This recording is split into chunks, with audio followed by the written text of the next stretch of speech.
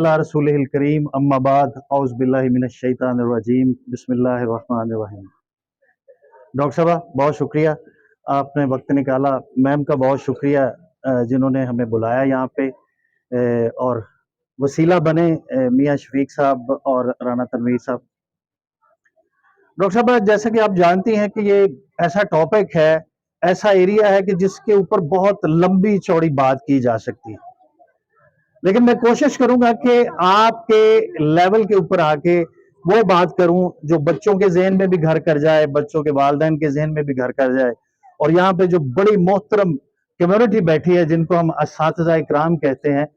उनके भी कुछ चीजें गोश गुजार करने की कोशिश करूंगा। आप सल्लल्लाहु अलैहि वसल्लम की हदीस है कि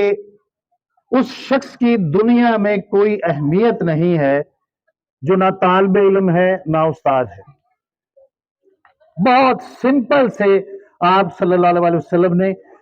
तालीम की, तालीम हासिल करने वाले की और तालीम देने वाले की अहमियत बयान कर दी। और फिर उसके बाद कुछ जिम्मेदारियां असातिज़ा इकराम पर आयद कर दी, कुछ जिम्मेदारियां वालिदैन पर आयद कर दी।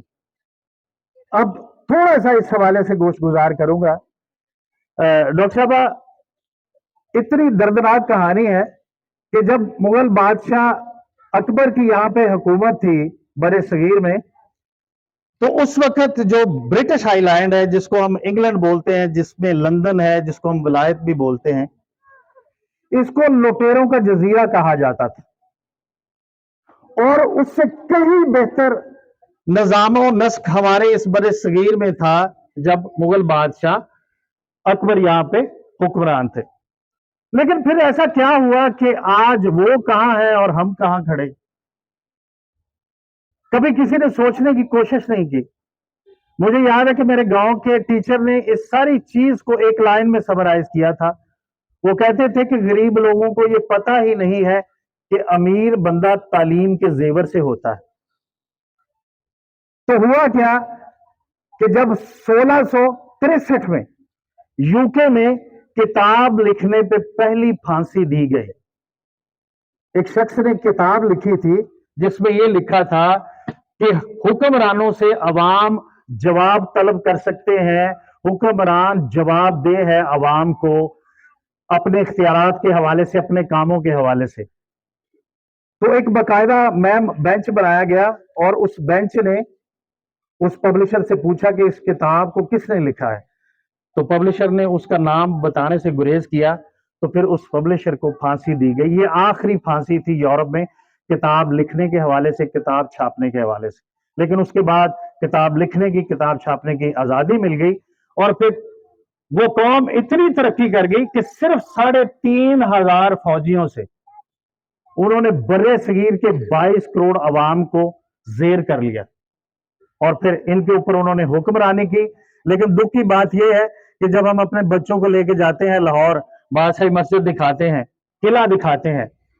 शालामार बाग दिखाते हैं, तो हमें बड़े अफसोस से कहना पड़ता है कि इन मुगल बादशाहों ने, इन बादशाहों ने कोई भी ऐसी चीज नहीं बनाई जिसका ताल्लुक तालीम से हो,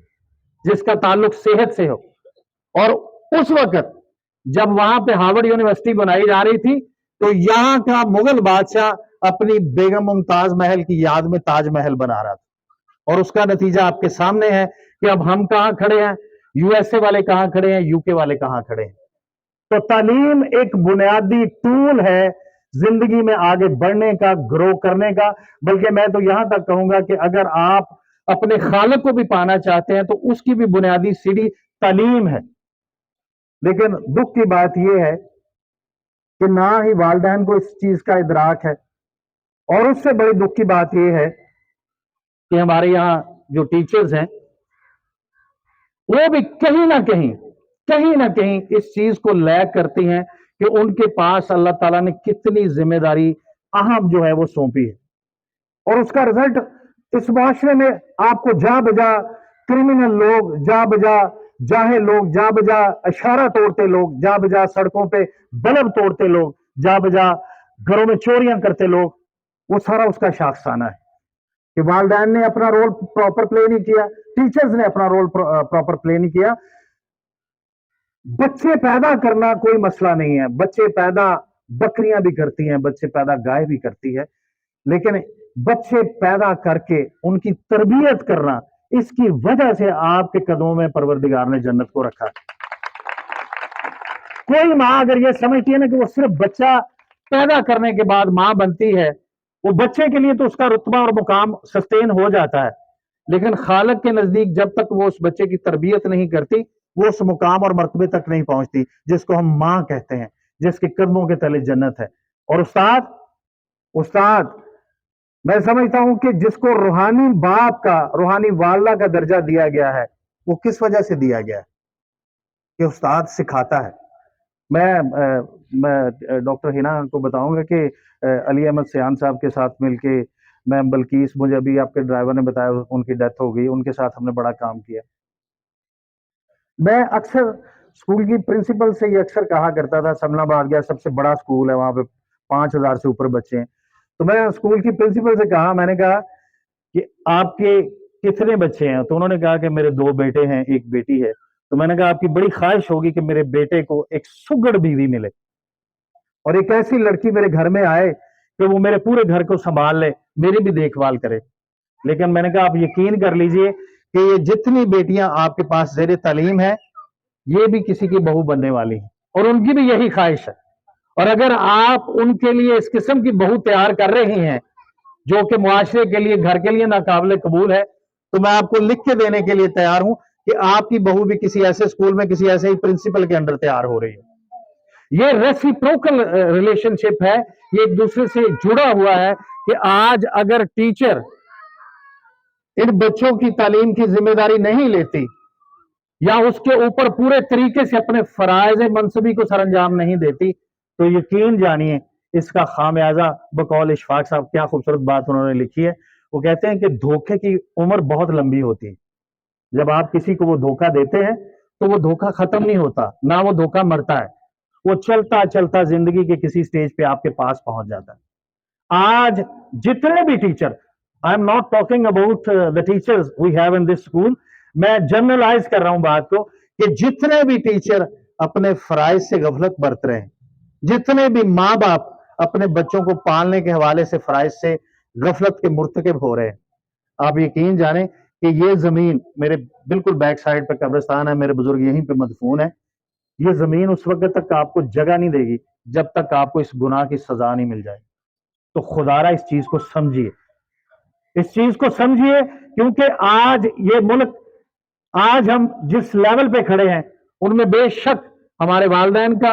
ہمارے ٹیچرز کا پہلے ہاتھ ہے, اور اس کے بعد ہمارے لیڈرز کا, کیونکہ یہ بھی کسی والدین کے پالے ہوئے ہیں, یہ بھی کسی ٹیچر کے پالے ہوئے ہیں, کسی ٹیچر کے صدائے ہوئے ہیں کہ جن کے آنکھوں میں, جن کے ہاتھوں میں, جن کے برین میں کسی کے لیے رحم نہیں ہے. اور آج لوگ 10 کلو آٹے کے تھیلے کے لیے اپنی جان قربان کرنے کے لیے تیار ہے. اور میں حیران ہوتا ہوں, میں بات کرتا ہوں کہ گندم پیدا کرنے کے حوالے سے ہمارا دنیا میں 7واں نمبر, اور آٹا لینے کے لیے ہم لوگ در بدر. اور اس پالیسی کو کون بناتا ہے, اس ملک کو کون چلاتا ہے, کون اون کرے گا اس ذمہ داری کو کہ یہ کس کا قصور ہے؟ تو میری والدین سے گزارش ہے کہ خدا را آنے والا وقت بڑا مشکل ہے, دنیا بدلنے جا رہی ہے. ایک ریسرچ ہے کہ میم بجاج موٹر سائیکل انڈیا میں بنتی ہے, 92 میں 24,000 موٹر سائیکل ایک سال میں بنتی ہیں, اور ان کو کتنے لوگ بناتے ہیں؟ 12,000 مزدور وہاں پہ کام کرتے ہیں. اور 2008 میں وہاں پہ 50,000 موٹر سائیکل بنتی ہیں, اور ان کو بنانے والے کتنے لوگ ہیں؟ 5,000. کتنی مزدوری کے رستے بند ہو رہے ہیں, اور خاص طور پر ان بچیوں کو تو برسر روزگار کرنا بہت ضروری ہے, کیونکہ انہوں نے آگے جا کے اگر کسی کا ڈیپینڈنٹ ہونا ہے تو آپ یقین جانیں کہ جب تک ان کی زندگی پہ وہ عذاب مسلط رہے گا, اس کا گناہ شاید آپ کو قبر میں بھی ملتا رہے. تو خدا را ان بچیوں کو خاص طور پہ اس انداز سے پالے, ان کی تعلیم و تربیت اس انداز سے کریں کہ یہ ڈیپینڈنٹ نہ ہو, انڈیپینڈنٹ ہو, تاکہ کل کو انہیں کوئی چوڑیاں خریدنے کے لیے 50 روپے لینے کے لیے ایسے نہ ہاتھ کرنا پڑے, انہیں کوئی مہندی خریدنے کے لیے 20 روپے لینے کے لیے ایسا ہاتھ نہ کرنا پڑے. تو کیوں نہیں آپ کا دل پھٹتا, کیوں نہیں دل دہلتا؟ کہاں سویا ہے آپ کا دل کہ جس کے بارے میں مسالے بنی ہیں کہ جی ایک بچے نے ماں کا کلیجہ نکالا, اور اس کی بیوی نے فرمائش کی تھی جب وہ بچہ کلیجہ نکال کے بھاگا تو اسے پتھر کے ساتھ اس کا پاؤں ٹکرایا اور وہ گرا اور ماں کے کلیجے سے آواز آئی کہ میرا بیٹا آپ کو چوٹ تو نہیں لگی؟ کہاں ہے وہ کلیجہ؟ اگر آج آپ گھر میں سوئی ہوئی ہیں اور آپ کی بچیاں آپ سے زیادہ غفلت کی نیند سوئی ہوئی ہیں اور ایسے ہی ان کی پڑھنے کی عمر نکل جائے گی، کتنی خوبصورت بلڈنگ ہے، گورنمنٹ نے کتنا پیسہ خرچ کیا، 10 لاکھ سے 15 لاکھ روپے مرلہ جگہ ہے اس ایریا میں، اور یہ کتنی جگہ مخصوص کی ہے، کتنی سیلریز دیتی ہے ان بچیوں کو، ایم فل بچیاں مجھے پتا چلا یہاں پہ، اور آپ اتنا بڑا محلہ ہے اور میں بچوں کی تعداد دیکھ کے حیران ہوں کہ کتنے کم بچے ہیں یہاں، تو یقیناً یہ بات تو طے ہے کہ بہت سارے بچے اسکول میں نہیں آئے، تو میری آپ سے گزارش ہے کہ بچوں کو پالنا سیکھے، بچوں کو پڑھانا سیکھے، اور گورنمنٹ جتنے سورسز آپ پہ لگا رہی ہے ان کے ثمرات کو سمیٹے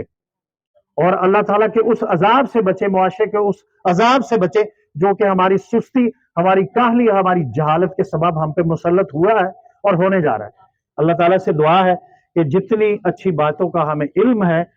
ان سب پہ ہمیں عمل کرنے کی توفیق عطا فرمائے، اور جتنی بچیاں یہاں پہ بیٹھی ہیں میری اللہ تعالیٰ کے حضور دعا ہے کہ اللہ تعالیٰ ان کی زندگی میں قدم قدم پہ آسانیاں فرمائے اور ان کی آنے والی زندگی کو خوشیوں سے بھر دے۔ آپ لوگوں کا بہت شکریہ۔